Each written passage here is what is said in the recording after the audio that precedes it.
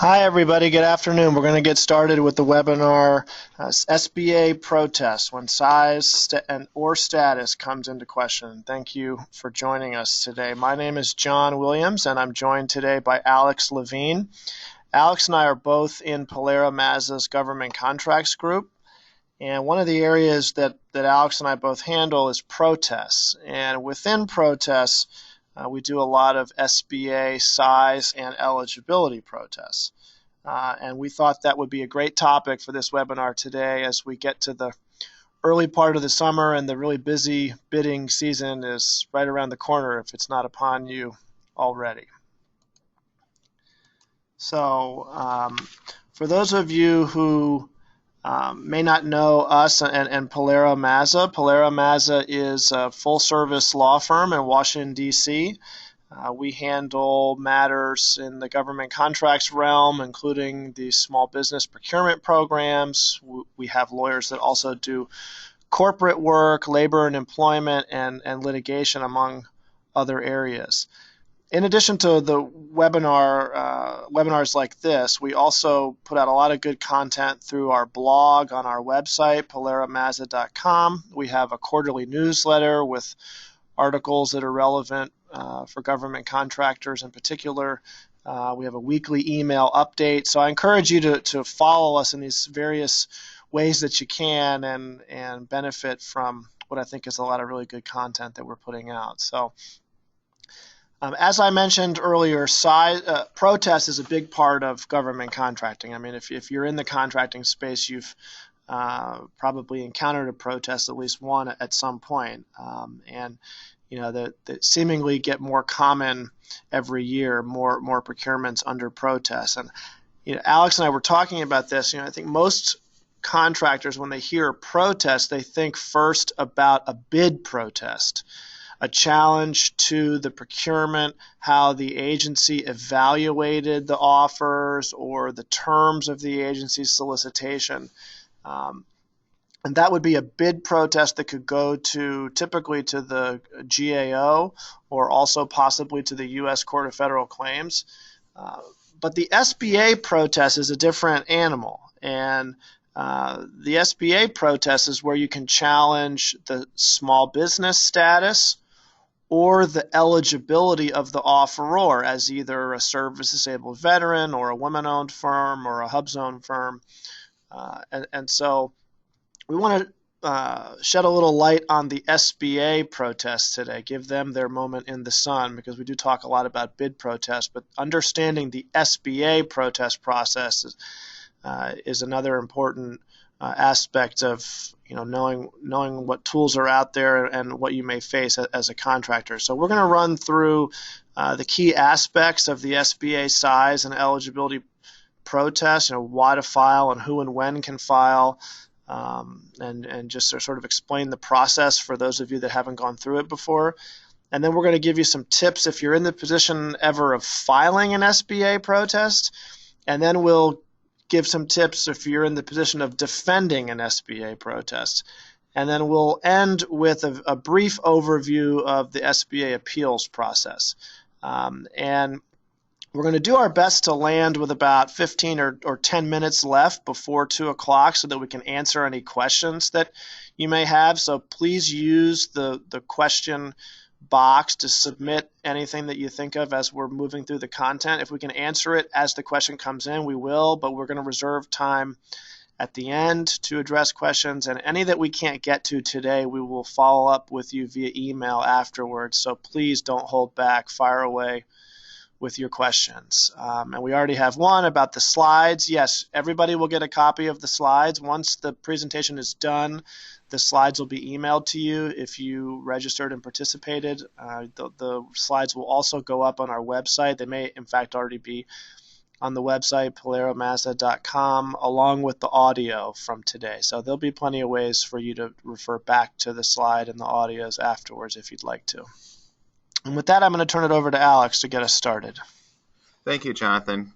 Good afternoon, everybody. As Jonathan mentioned, the SBA protest is a very unique animal, and before we kind of go into it, I thought it would be helpful to discuss some of the key aspects of the SBA protests for both size and eligibility protests. And because really it's when you think of bid protests, as Jonathan mentioned, oftentimes people kind of think of the GAO protest, which is kind of the common protest where you challenge the agency's evaluation action. And here the SBA protest is more focused on the awardee and whether or not the awardee meets the qualifications, either the size or the status qualifications of the solicitation. And because it has that focus, it actually has a number of advantages over GAO protests. In a way, you're challenging another company rather than challenging the government. And in that sense, you don't have the same kind of deference that's granted to the government because you're going after another company. So in that sense, really, when these types of protests, you'll see kind of at the bottom of this slide here, the burden of these size protests is on the entity that's been protested. They have to prove that they are an eligible company, that they are actually small under the size standard, or they are a HUBZone concern. And that's really a difference between that and a GAO protest, where the burden is on the protester to show why the government's action was unreasonable. And that's kind of a fundamental difference here between the GAO protest and the SBA protest. And there are other significant advantages too to the SBA protest. As an initial matter, it's less time consuming. We've seen SBA protests that are literally 3 or 4 page, almost unsigned documents that have been sent over. And I mean, I wouldn't recommend that would be how you do your SBA protest, but that was a sufficient protest to get the ball rolling. So you can actually draft a pretty efficient protest in a pretty efficient amount of time compared to a GAO protest, which sometimes could be a more involved effort. Also, with an SBA protest, once you file the protest, then that's the protest. There isn't any follow-up necessarily from the protester, where the protester has to file kind of response filings or rebuttal filings. Once you submit your protest, you've kind of submitted it, and then the SBA takes it from there and starts investigating the issues you've pointed out. Now, the other advantage here with the SBA protest is that if you're successful, then the awardee becomes ineligible. And so then the agency has to go to the next in line. Whereas in a GAO protest, if you win a GAO protest, oftentimes the agency just goes back to the drawing board and does a reevaluation of offerors, or they ask for discussions. Whereas here, boom, the awardee is ineligible, and then they have to go to the next in line. So that's another significant advantage over GAO protests. Yeah, I mean, obviously, if it's not a set-aside project, you may not have the option of the SBA and GAO protest, except perhaps at the subcontract level. And we'll talk about that a little bit later in the presentation. But if for a set-aside project, if you have the choice between an SBA and a GAO protest, I think Alex has pointed out some really good advantages. If you could only do one, you don't necessarily have to only do one, but if you could only do one, there may be reasons why it makes more sense to go the SBA protest route. And another thing here, as you see on this slide, is that it's actually it's less of a standard, like a burden in terms of what you have to allege. The regulations say you have to allege specific facts, but that's actually a very low burden. For instance, while you couldn't just say that company A is large because they have over $5 million in receipts, you could say Company A is large because they've received more than $5 million in receipts from the government, as shown by what they have written on their website. And that sentence right there, that's not a tremendously detailed or specific sentence, but that's adequate for size purpose standards, which is a big difference between that and GAO, where at the GAO you would need to make out a much more specific case. So let's go to the who and the when. In terms of when you would do a size protest, you would do it with any type of contract that has been set aside either for small companies or for HUBZone or status, set aside. It also on any kind of task order where there's a recertification requirement, which is a requirement where they, as part of the proposal, you have to certify as to your size or status. But even beyond the set-aside contracts, you could do it in other contexts as well. You could do it in the SBIR, STTR. You could also do it on a full and open competition if the awardee was receiving some sort of price preference as a result of their, say, HUBZone status. So it arises in a number of situations, and even beyond simply set-aside contracts or task orders. You can also, for instance, if there's a subcontracting program, like a small business subcontracting program under the contract, that you can file a protest then.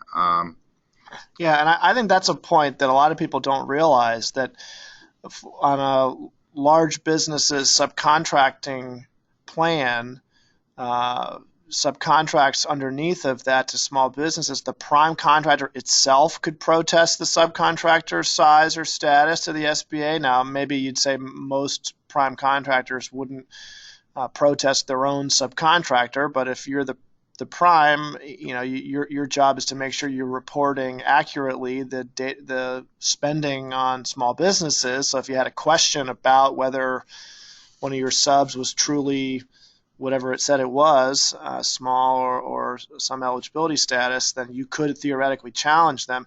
And so could a disappointed subcontractor that lost out on a subcontract to a large business prime. I don't think a lot of folks realize that. And something else I wanted to chime in on that Alex said about the recertification in a task order, that there's been a lot of litigation over what does it mean to require recertification in a task order, because if the standard rule is you're small or your eligibility applies when you win the contract, and at the time you propose for the master contract, then you're going to keep that status for the life of the contract, with some exceptions. However, the agency could require recertification of your size or status for a particular task order under that contract. And we're seeing this start to happen more frequently. And the question is, well, did they truly ask for recertification or not? And there's been a lot of litigation over that. The SBA's current view is that it has to be explicit. The request for recertification must be explicit, and it can't be through the use of standard FAR clauses. So really, I think and I'm not sure we necessarily agree that a standard FAR clause couldn't count as an explicit request for recertification, but the SBA's view is that it does not at this point. So it would need to be like especially written language by the agency for that task order to qualify as a request for recertification. That's a good point. And then the other point I wanted to bring up too is, even on a full and open where there's, as part of the evaluation, a small business participation plan, you wouldn't think, oh, well, it's full and open, there's no chance for a size protest. Even under a small business participation plan where the awardee is using their small business status or their status to try to gain credit, that could give rise to a size protest under certain circumstances as well. So and then kind of going down into the rest of these points here, not only can a protest be initiated by a losing offeror, who is otherwise eligible, but also the contracting officer can initiate their own SBA protests, and the SBA can. So, and the benefit of those, the contracting officer and the SBA, is that they don't have any kind of deadlines on when they can initiate one. So if you kind of are proceeding and you see, for instance, on a multiple award contract where someone already has their contract and you want to protest their size status, you might not otherwise be able to within the timelines required, but you could request that the contracting officer or the SBA look into the issue, because they could always file their own size protest outside of what would normally be your deadline, which is 5 business days after you learn of the identity of the awardee. And that 5 business day deadline is actually, the regs read, from the presumptive awardee. So the agency, what you see is they oftentimes announce that, that they have a preliminary awardee, or that they, here's who we're going to award to. And that announcement, even though it's not a final award, sets that 5-day business deadline in place. And that's the reason why they do it oftentimes, is to kind of get the size protests out of the way. So they say, okay, we're going with Acme Company. And then 5 days later or something, they make the actual award. And at that point, if you protested at that point, you'd be too late. We've got a few questions as we flip to the next slide on recertification. You can't, there's no trigger to automatically require the government to request recertification. I think what you can do is try to make a case to the government that they should exercise their discretion, because ultimately it's the contracting officer's discretion to require recertification on a particular task order. And the way I've seen it happen before is that, somebody will say, look, of the 7 of us that got these contracts as small businesses several years ago, only 4 of us are truly small anymore. 3 of these guys are huge. And agency, you really, should ensure a small business wins this particular task order, a true small business. So you should require recertification for this particular order to ensure that the competition for this order is only small companies that are small businesses today, not small businesses when they won the contract 3 years ago. And that's another question was, why would an agency ask for recertification explicitly? And that's why that some agencies will say we want truly small businesses to get small at the time of this task order, not small when they got the contract a few years ago. But they don't need to do that. It is their discretion ultimately. And, if you feel like the agency is not likely to ask for a recertification, the regs allow you to go to the SBA and get the SBA to file a size protest, to ask for a size determination. Yeah, and the SBA, so there was a question of when would the SBA file a protest and who at the SBA would file. It could be the 8A office. If they had a question about, they could initiate a size termination for one of the 8A firms. It could be the size office. It could be the SDV, the Office of Government Contracting, on an SDVOSB issue. I mean, they would do it, I think, when they have good reason to question the size or status of a company, and that might be because a competitor sends something to them. Like Alex mentioned, the competitor might be at a time to file its own protest, but they could try to get the SBA interested in filing an SBA protest by providing whatever evidence they have to the SBA and saying, please, you got to look into this. So that's how an SBA or a contracting officer's protest could come up. Yep. All right. So moving on to what to file, typically you'd file a letter addressed to the contracting officer, because these go to the contracting officer in the initial stage, and then the contracting officer, unless it's untimely, forwards the letter on to the SBA. And you should include your supporting evidence. With respect to these types of protests, the more information you include, the more arguments you can make to different areas, the better. Because this is a one-shot deal where you're only filing this one letter, and then the SBA is kind of taking it over from there, you want to include as much as you can in that initial letter to get the ball rolling. There is kind of an unusual rule where, even though there's a 5-day business deadline, you can file a protest by calling the contracting officer on the 5th day. This is only for size protests. It's not for status protests. And say, I'm filing a protest on the phone, and then you have to follow that up the next day with the written letter with the actual protest. But it's kind of a strange thing that we've actually seen before. Yeah, it is, Alex is right, it's on the books. I don't know how often that gets utilized. I suppose it would be that, if it was the 5th business day and you realized you were almost out of time and you just made a quick phone call to say, I'm filing a size protest, and then you'd get yourself an extra day to actually put the written protest in. There's actually an interesting case where somebody had to introduce their phone records to the CO in order to show that they had called the CO on the 5th day. And ultimately it worked. They got it was counted as timely. So with respect to how SBA processes the protest, as I kind of mentioned earlier, once the protest is filed with the contracting officer, they'll forward it to the appropriate SBA office. It's not really a discretionary thing. The contracting officer, once they receive a timely protest, has to send it along to the SBA area office, and they send it to the area office where the protested concern is located. So if Acme Company is located in Philadelphia, they'll send it to the Philadelphia office, even if Acme Company is owned by, say, an Alaska company. It's where the actual concern is, not where their parent or affiliate is.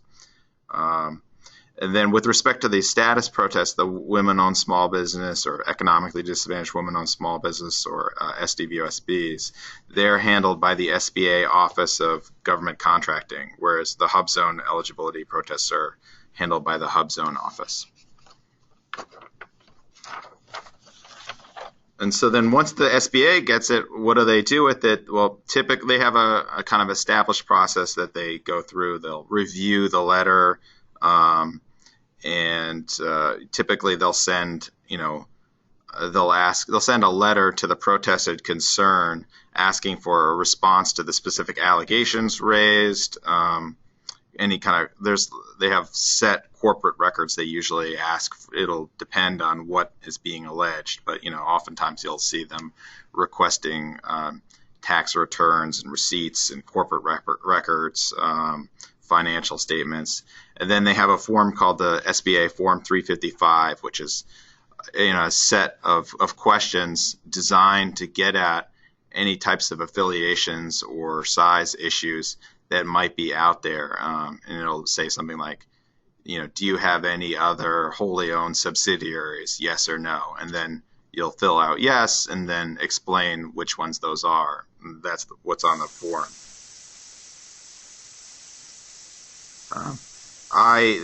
Usually the SBA will kind of come back with these letters, and the letters require a tremendous amount of work in order to respond. And they'll say something like, okay, respond to us within 3 business days, which is completely unreasonable request oftentimes. And you can actually ask them for more time, and they will oftentimes give you more time, because they come in and they ask for, every single tax return, every single corporate record, financial statements, fill out this 355 and answer the protest allegations. That's a tall order to accomplish in 3 days.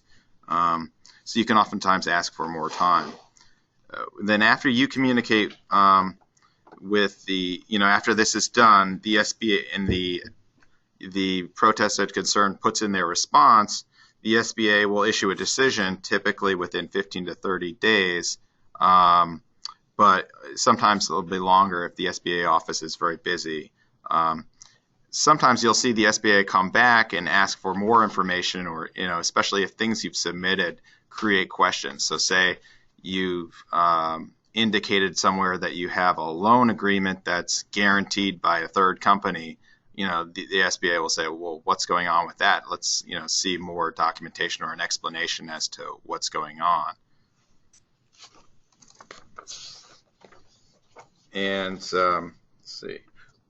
So moving on to kind of tips for filing SBA protests, and I see we have a question about affiliation, and so that's something we'll address in a little bit. But affiliation is basically the idea that a company is affiliated with another company, so should be considered as one consolidated company in a sense, for size or size purposes, because so typically an example might be if company A and company B are both owned by the same person, then that person would be able to control both company A and company B, and so they'd be considered affiliated under the SBA's case law and regulations.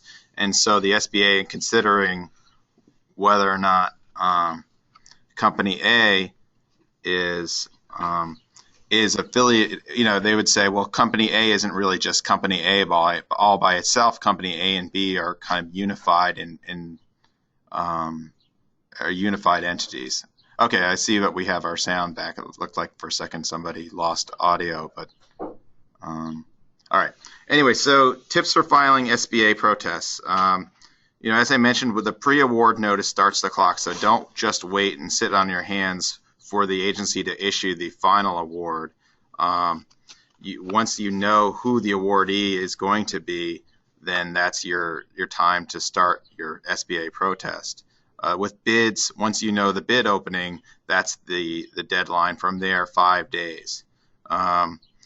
Then the other tip here is to follow up with the contracting officer, because you want to make sure the contracting officer has forwarded the protest to the SBA. Yeah, and I put this on here because this happened to me a few years ago where, once you file the protest, it's really out of your hands. As a protester, there's typically nothing left for you to do besides wait for the SBA to make a decision, and they'll copy you on the decision.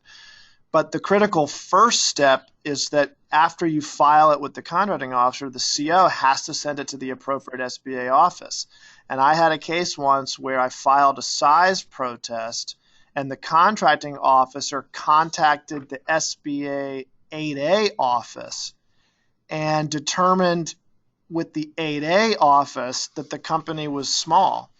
And I said, that's not right. It has to go to the size office for a formal size determination. And it took us about a week of back and forth to convince the contracting officer that she had sent it to the wrong SBA office. So I don't think you should just send the protest and forget about it. At least confirm it's made its way to the correct SBA office, and then you sit back and wait for the decision. That's a good point. And okay, so in terms of other tips here, you want to be as polished as you can in your initial protest letter. I mean, it's sufficient not to be polished. You can submit kind of an unpolished,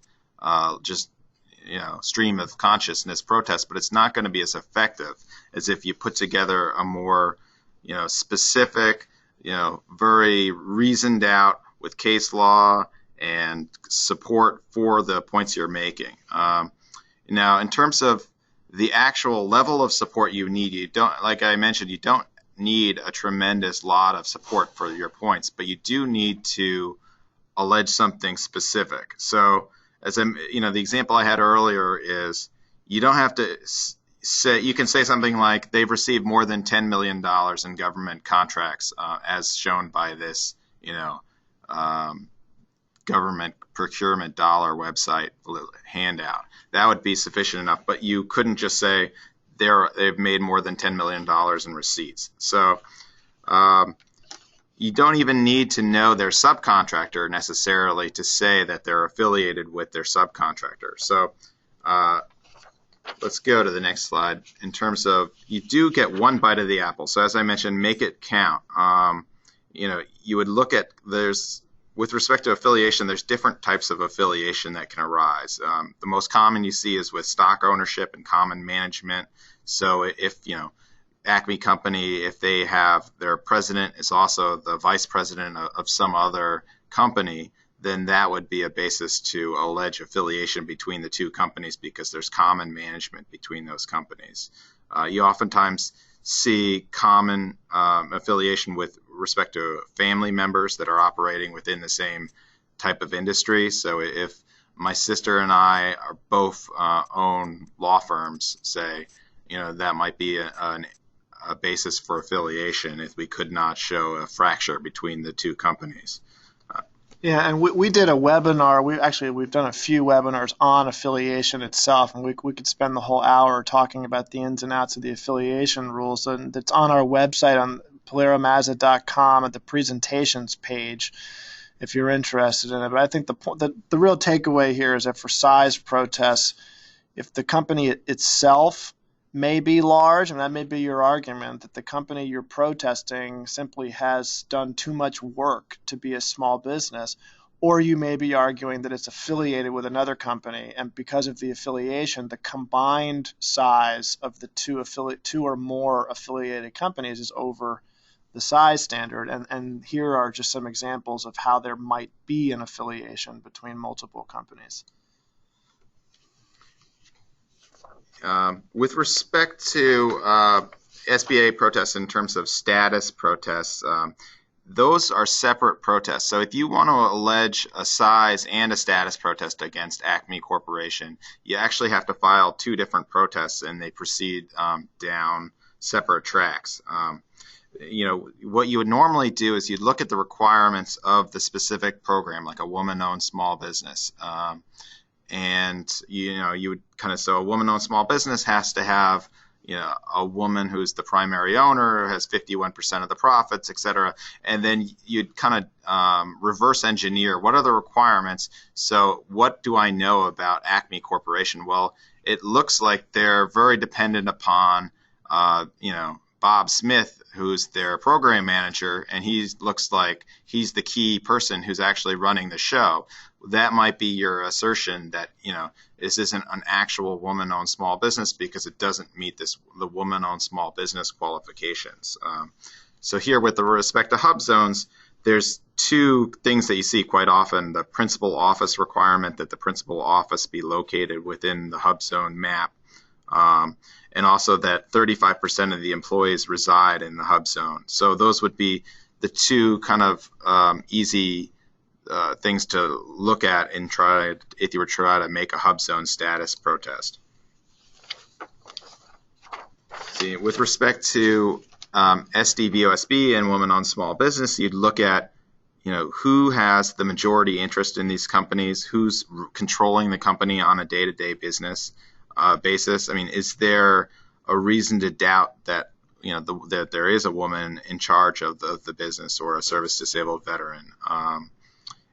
Alternately, if there's significant reliance on another company or another individual who doesn't meet that qualification, that would be a basis to challenge. With respect to the service-disabled veteran-owned small business, you could challenge whether or not they're an actual service-disabled veteran, but if they have a letter from the VA or a DOD determination, then the SBA is going to treat that as definitive, and they're not going to question that. So we got a question while Alex was talking, and I think he just answered it. How does the SBA determine if a woman-owned small business is really run by a woman or women?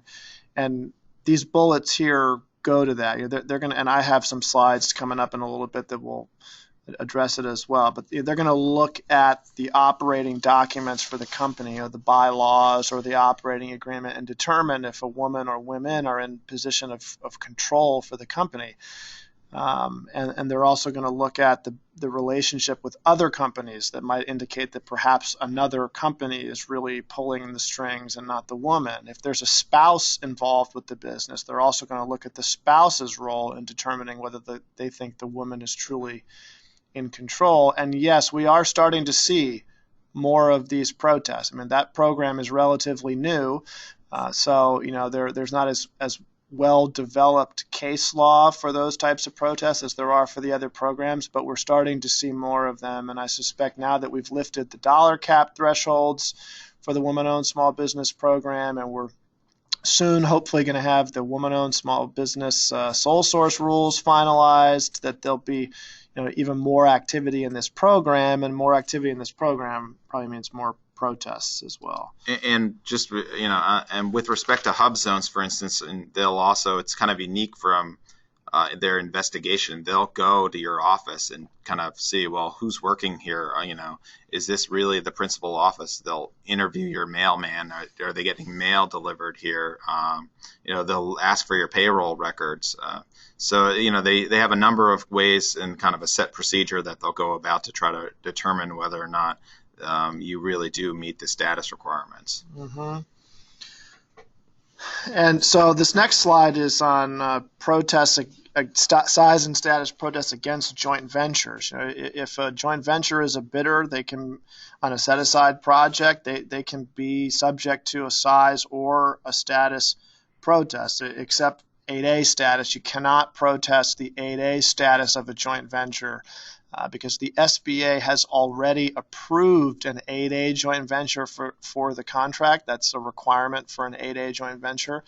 Then the SBA says we're not going to let you protest that because we'd end up having like a double approval process. So our office had a case a few years ago where OHA confirmed we're not going to let you protest 8A status, although the SBA just recently proposed a rule to make clear that you can protest the size of an 8A joint venture. You just can't protest the 8A status of an 8A joint venture. So, this slide gives you the typical protest grounds or the ways you could protest a joint venture. And for SDVOSB and woman-owned and economically disadvantaged woman-owned, what you're challenging is whether or not the joint venture agreement complies with the applicable JV rules, because the SBA tells you right in their rules exactly what they want to see in your joint venture agreement. So the issue that has been coming up much more frequently in protests recently is whether these types of JVs are hitting all of the regulatory requirements. And if for 8A, you get approved by SBA and you have a chance to possibly correct it. But for these other programs, it's too late. So you get protested and you got to hope that your JV agreement passes muster. And that's a good segue into the next section, which is talking about when the shoe's on the other foot and you're defending an SBA protest. Let's talk through some things that you can do. The number one tip, and this may seem like common sense, or a forehead slapper, but it's be proactive. That the best and sometimes the only defense is a good offense against SBA protests, because there's, in many cases, nothing we can do as your counsel to defend a particular issue in a protest. We can't change your operating agreement when a protest is filed. We can't change your relationship with another business or the ownership structure of your company. We can make arguments about why the setup of your business is consistent with the SBA's requirements, but we can't change these fundamental things about your business, because when an SBA protest is filed, the date that the SBA is going to use to decide the protest is the date you submitted your proposal. So it's too late post-proposal submission to change those circumstances. So we really, the best thing we can do is try to address possible issues before we submit our proposal. And that's why, strong recommendation on our part is to undergo annual and pre-bid checkups on your size and status. If you are playing in the set-aside world, you should have some type of regular review of where you're at with your size and with your status. And I think that should be on an annual basis. You get a checkup, and then particularly for critical bids, but if it's too cumbersome to do it for every single bid, some kind of a pre-bid checkup as well. And the kinds of things you'd be looking for here would be look at your corporate records for negative control issues. If you're the woman that's supposed to be in control of the company, does the operating agreement give your minority partner the ability to block you from taking certain actions? And if so, there might be a problem with whether you truly control your company. We can't fix that issue in a protest, but we can fix it before you submit your bid.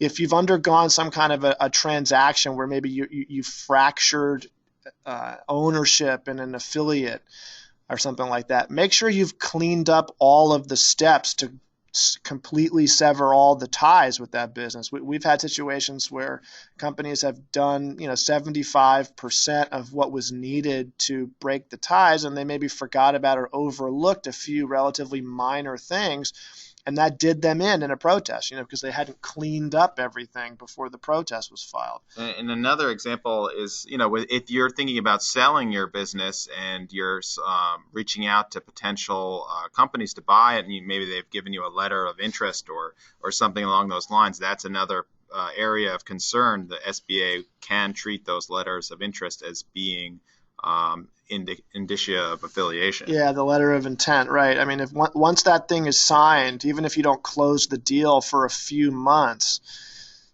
the SBA might treat that letter of intent as if the deal already went through. So when you're at that stage, you've got to think about what proposals are coming up that might be impacted by this letter of intent, and do we need the letter of intent? Can we water it down so the SBA wouldn't view it as being too definitive?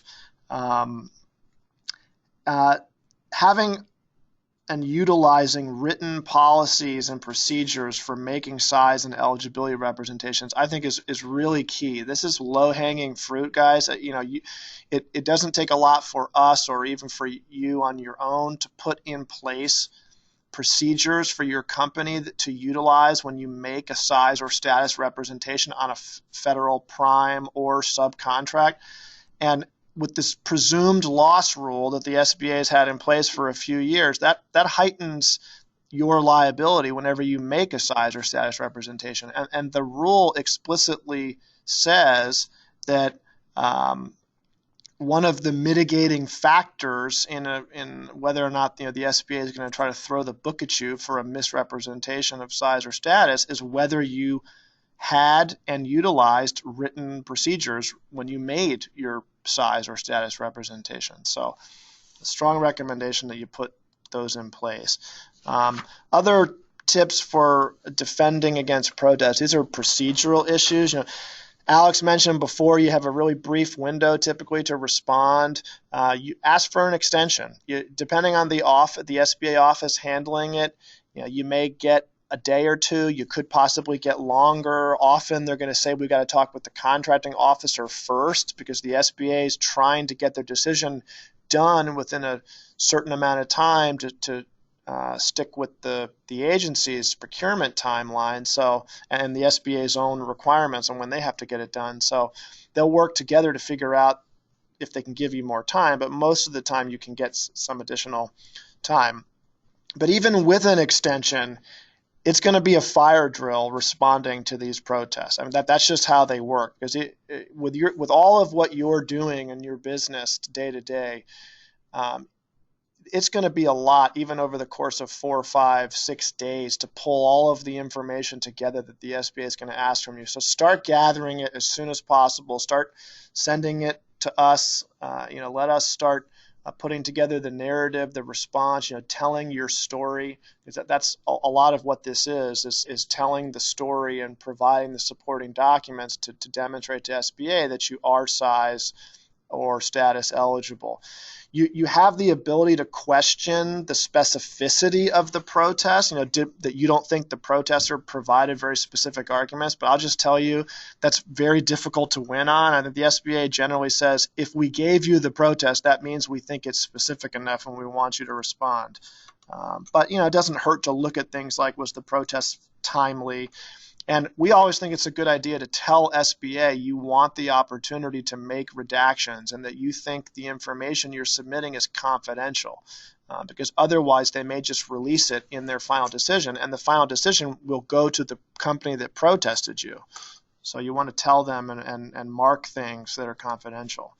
Some of these tips are very similar to what we talked about when filing a protest, but don't leave anything to chance. When you're defending a protest, you need to know that the SBA can look at pretty much anything in deciding whether you're eligible. So don't hold back a piece of key evidence or an argument thinking, well, I'm not sure that this is squarely at issue right now, and I may want to wait and raise this down the road, or maybe I don't want to unearth this issue. If nobody's asking about it, I'll just keep quiet about it.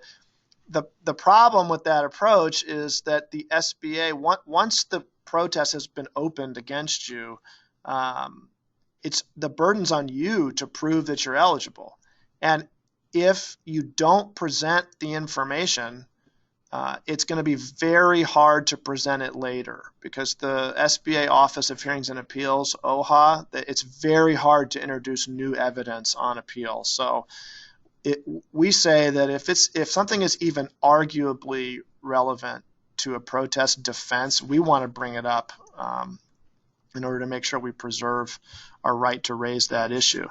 Of course, there are still due process considerations in defending protests, and the SBA should not come completely out of left field in deciding an issue against you that you had no idea they were looking at. So, that's a possible issue you could raise if they do catch you completely off guard. Defending a size protest, in particular, again, these are going to be issues about your own revenue or possibly affiliation with other businesses. So, was recertification required? We talked about that because we're seeing this a lot more. Did a particular task order truly require an explicit recertification? If it didn't, you may have a basis to dismiss the protest on that ground. The 355 form is critical. It's not an intuitive form if you've never filled it out before. So that's why I say consult with counsel when you're answering the questions. Do you need to answer questions, and how do you answer them, and how do you explain them? I also think it's a good idea to fill out a Form 355 as part of your annual and your pre-bid checkups for size, because that's the form the SBA is going to ask you to fill out if you ever get protested. So if you can fill it out and feel comfortable between you and your counsel that, we've answered everything and we feel good, then that'll give you that good faith and reasonable basis to say that you're small when you submit the bid. At this time of year, a lot of you probably don't have tax returns finalized for 2014. So if you were protested right now, you would submit tax returns for 2012 and 13, but you would submit financial statements for 2014 if your tax returns aren't available yet. In some cases, a company will allege affiliation against you and another business, but the result of the affiliation is that you're small, meaning I'm small on my own and this other company is small, and even when you combine us together, we're still small. That's the main thing you should tell to SBA, that if the result of an affiliation is that you're small, then the affiliation doesn't matter. It's sometimes difficult to get information from alleged affiliates because the SBA is probably going to ask you for financial statements and tax returns and possibly other documents from your alleged affiliates. And if they're not really an affiliate of yours, if they're a separate independent company, you may not be able to get that information from them or not get it easily. And we can usually work with them to have that information sent separately to the SBA, but just you have to build that into your timeline, and as you're pulling everything together. Defending an eligibility protest. The main takeaway I want to leave you with on this one is for joint ventures, because I've seen several joint ventures be rejected by SBA in protest. This is SDVOSB or woman-owned joint ventures, because the joint venture agreement didn't meet all of the SBA requirements. And like I mentioned before, you can't fix that. At that point, it's too late and you lost the contract. So all that hard work for the contract, and you won it, you can almost taste it, and then it's going to get pulled away from you because the SBA, Office of Government Contracting, that reviews those joint venture agreements, they take a very black and white approach to the agreements. If they don't meet exactly what those regulations call for, they're not going to approve the joint venture. They're not going to allow it, I should say, in the protest. So you really got to make sure your JV agreement is tight before you submit your proposal. Maintaining a compliance file for HUBZone bids and awards, I think, is really important, because HUBZone protests in particular are so document intensive. When you're responding to them, you need to have all of the payroll and employee information to prove that which of your employees live in a HUBZone and where do they live and how long have they lived there. And that can be difficult to gather in the few day window you're going to have to respond to the protest. Not to mention, some of the employees may not even work for you anymore, so having a file that you keep every time you submit a bid and win an award for a HUBZone project will really help you get a leg up if you're subject to a protest. All right, in the last section here, and I'll just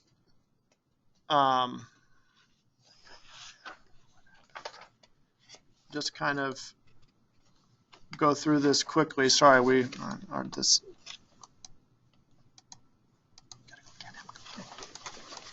The last section here is, sorry, we lost our place. Slides reset on us. Overview of SBA Appeals. The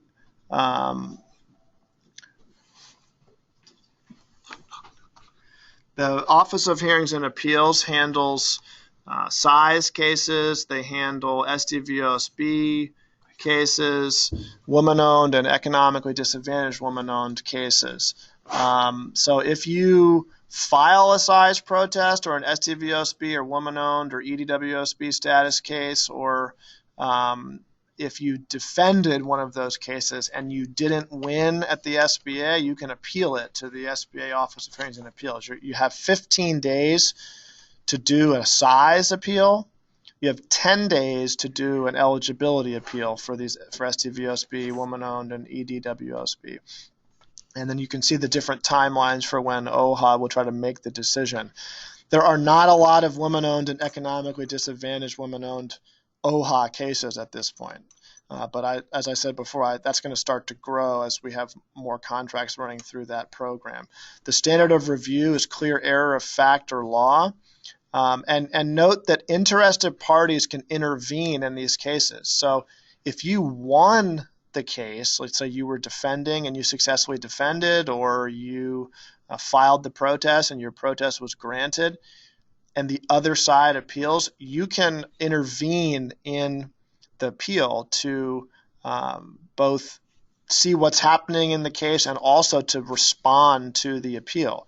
And then everybody in the appeal has an opportunity to go review the record. And I think this is an important step of the appeal process. The SBA makes their decision based on what the protester submitted and what the responding company submits, and they do their own review. They may talk with the contracting officer. And so they're going to send their entire file to OHA, and then anybody who's participating in the appeal has the opportunity to go over to OHA and take a look at the record and then use the record to make arguments in the appeal. And that's counsel can do that because these documents will be under protective order, so that you would want counsel involved to do that. But that's an important step in the appeal process. If an OHA appeal is filed, the company isn't eligible for the contract based on the SBA determination unless it's been appealed. And then if it's appealed, we wait and we see what happens on appeal, and maybe the company would be eligible if the OHA overturns the SBA decision. What we tell people that if there's a protest decision that's on appeal, they should talk with their contracting officer to see if they're going to hang on and wait for the OHA decision, because the rules say that the CO at that point should decide whether to proceed with the contract or not. So there's some discretion given to the contracting officer. And depending on what side of the aisle you're on, you may want them to wait, you may not want them to wait. So talking with your CO is important at that stage. And if OHA affirms an adverse SBA decision, then the agency is either going to have to terminate the contract or decline to exercise the next option.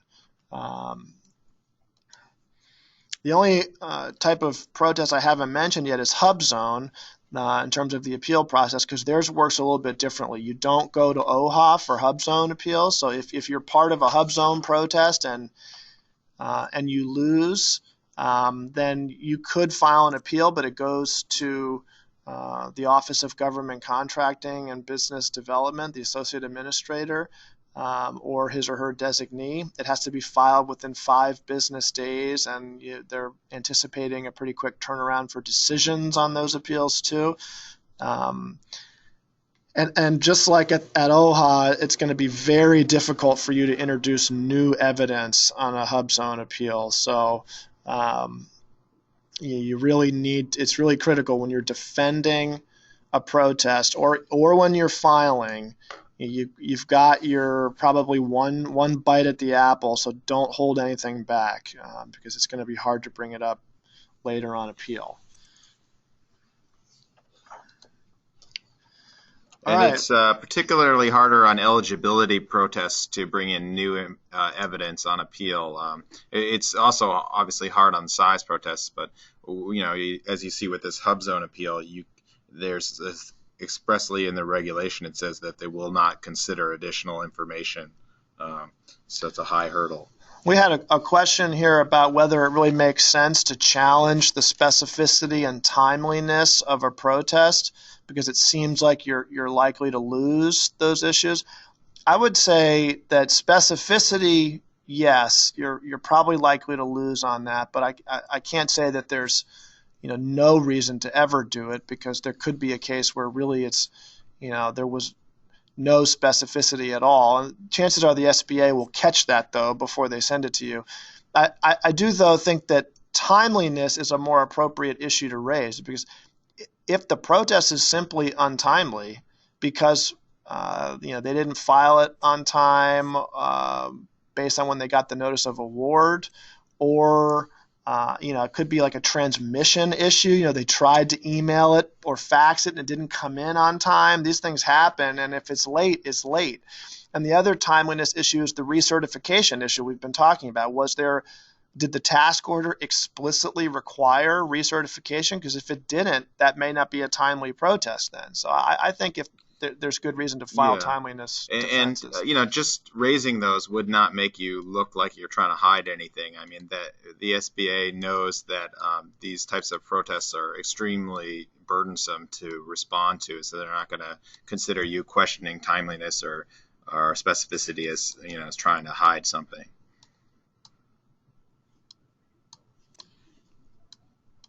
Scanning through some of the other questions here to see what we've got.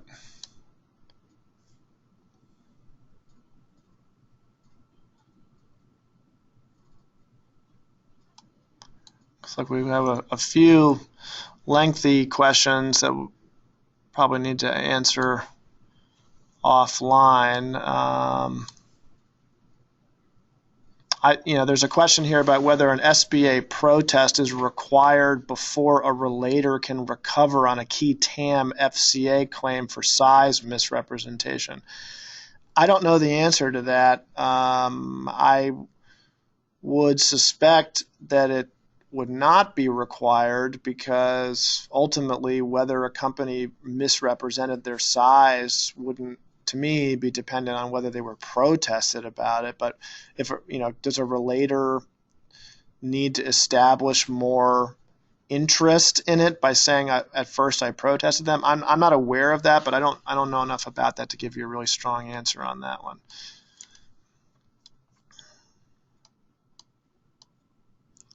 I think that's probably the extent of the questions that we'll be able to answer during the webinar today. Well, there's a few of you that had long questions. We'll get back to you afterwards via email. Thanks everyone for the questions that you submitted and for participating today. Like I said before, we will send the slides and the audio out. I know a few people had issues with the audio dropping in and out, some of which I think was probably on your end, and then we did have a little bit of a hiccup on our end. So we'll get it cleaned up and out to everybody in the next 24 hours or so. Thanks, everyone, for your time. Thank you, everyone.